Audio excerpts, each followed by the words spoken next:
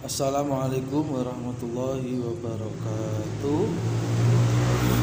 Sahabat sekalian, pada saat ini kita akan belajar tentang ilmu nahwu, ya, ilmu dasar dari pelajaran nahwu. Saat ini kita akan belajar mengetahui tentang amil. Karena sebelum nanti kita lebih lanjut, kita harus tahu dulu tentang pembahasan masalah amil. Yang pertama adalah amil.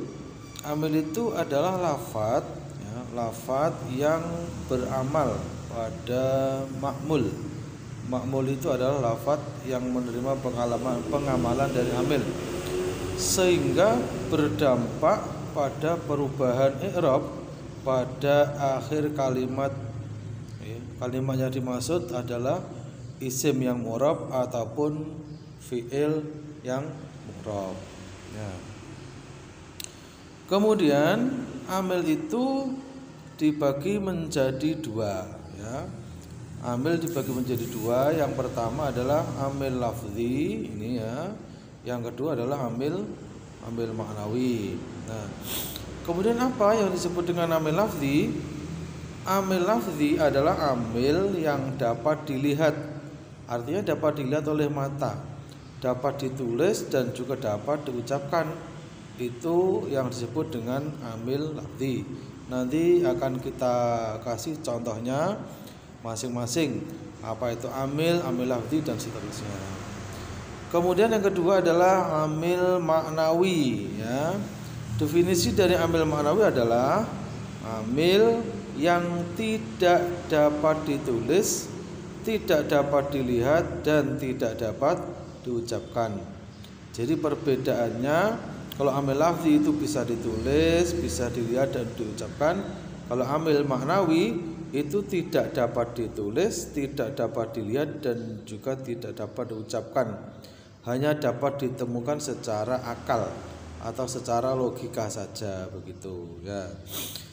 Kemudian mari kita perhatikan lebih lanjut contoh dari amil. Nah, sebagaimana tadi disampaikan bahwa amil adalah lafadz yang beramal pada ma'mul sehingga berdampak pada perubahan i'rab di akhir sebuah kalimat.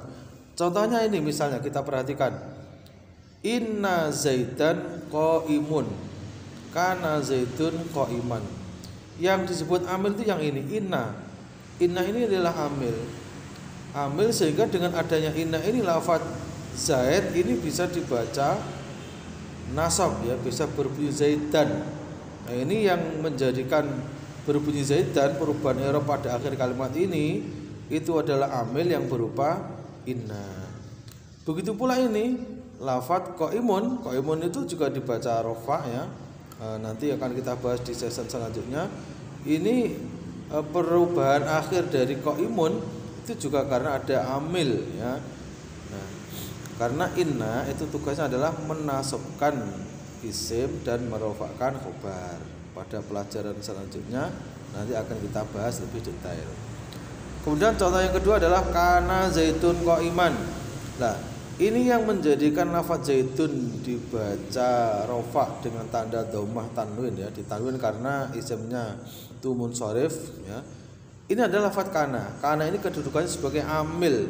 Amil yang menjadikan lafadz zaitun dibaca rofa sebagai isimnya, dan lafadz qaiman itu dibaca nasab sebagai khobarnya, begitu, ya.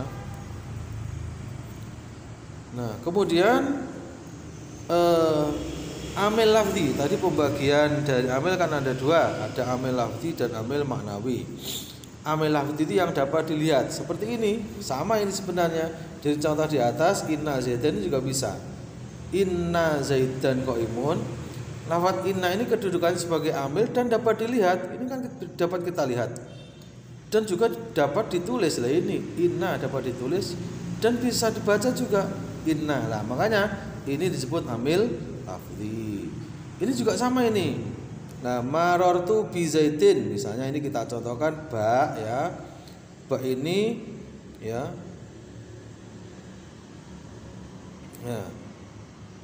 Yang ba ini, ya,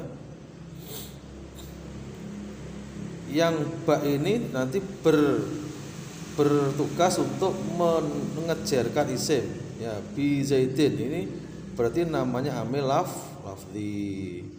Nah sekarang amil maknawi. Contoh amil maknawi adalah zaidun qaimun. Lafadz zaidun itu dibaca rofa ya, dibaca rofa. Yang merofakkan itu siapa?